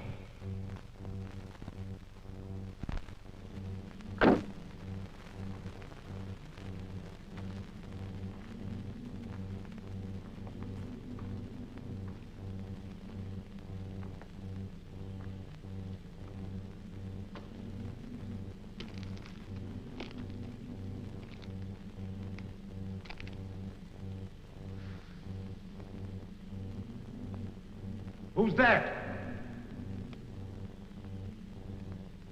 Who's there?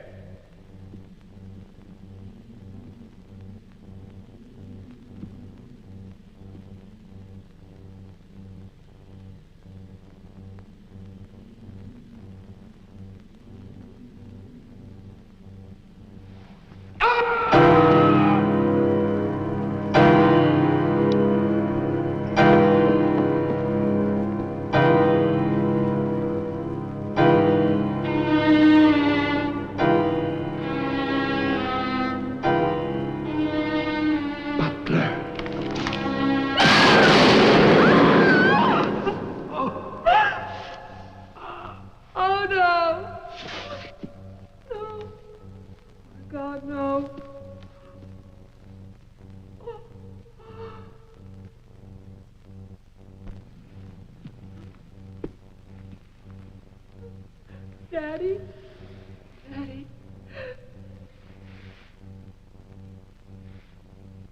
Diane? Jeff? Jeff? No. No. Jeff, why? Why? Marianne.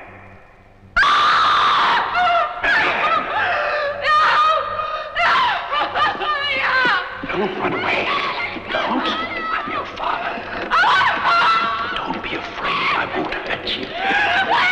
Please. It's all right. I won't hurt you. I need you. I want to see you. I waited for you. please. Please.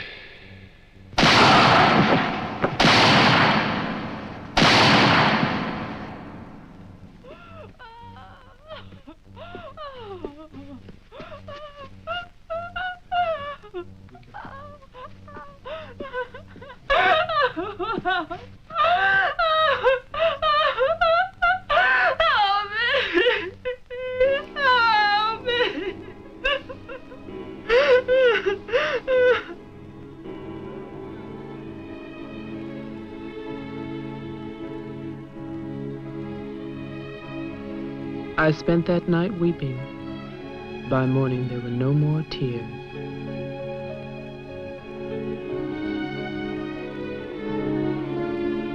I know that my father and Jeffrey both thought they were shooting at killers, but they were simply the last victims in that house of victims.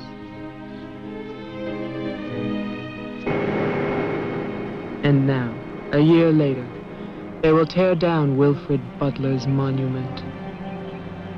But they can never destroy my memories of what happened here.